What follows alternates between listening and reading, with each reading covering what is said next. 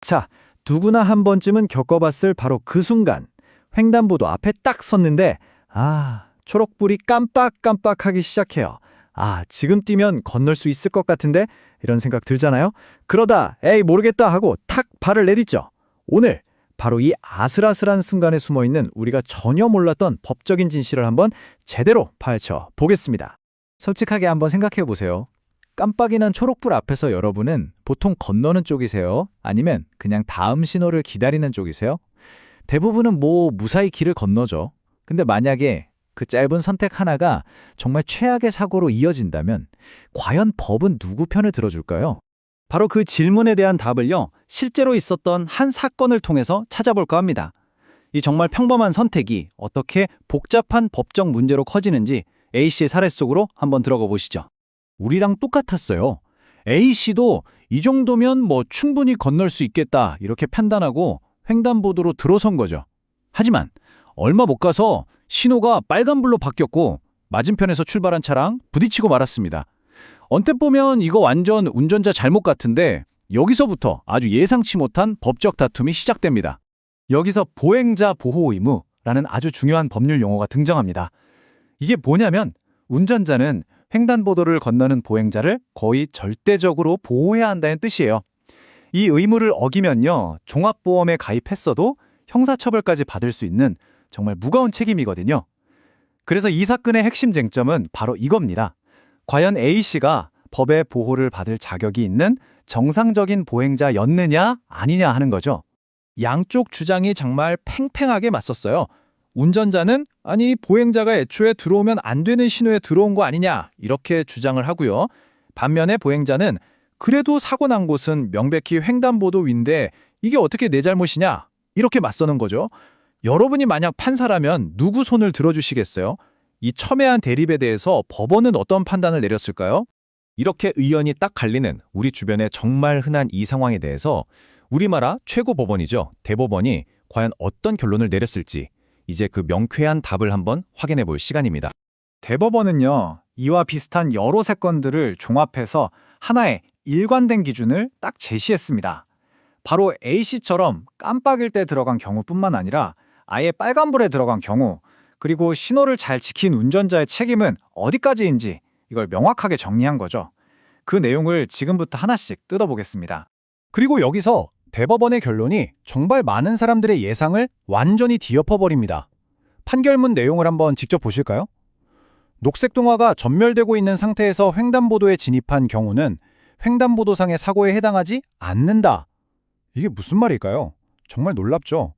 우리 눈에는 분명히 횡단보도 위에서 일어난 사고가 맞는데 법적으로는 횡단보도 사고가 아니라는 거예요.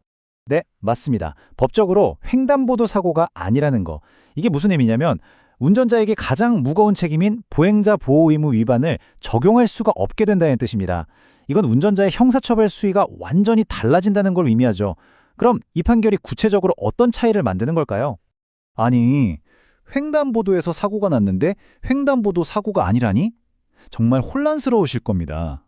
이 판결을 제대로 이해하시려면요, 법의 두 가지 잣대, 그러니까 형사 책임과 민사 책임을 나눠서 볼 필요가 있습니다. 모든 논리는 바로 이 녹색불 전멸 신호의 정확한 의미에서 시작돼요. 도로교통법이 이걸 아주 명확하게 정해놨거든요. 깜빡이는 신호는요, 이미 건너고 있던 사람한테는 빨리 건너가세요 라는 뜻이지만 아직 건너기 전인 사람에게는 절대 횡단을 시작하지 마세요 라는 일종의 금지 신호입니다. 이건 우리 모두의 약속인 거죠. 자, 이 두 책임의 차이를 보시면 이제 좀 명확해집니다. 보행자가 깜빡이는 신호를 어겼잖아요. 그래서 운전자는 형사적으로 보행자 보호의무 위반이라는 그 무거운 책임에서는 벗어날 수 있게 돼요. 근데 이게 끝이 아니에요.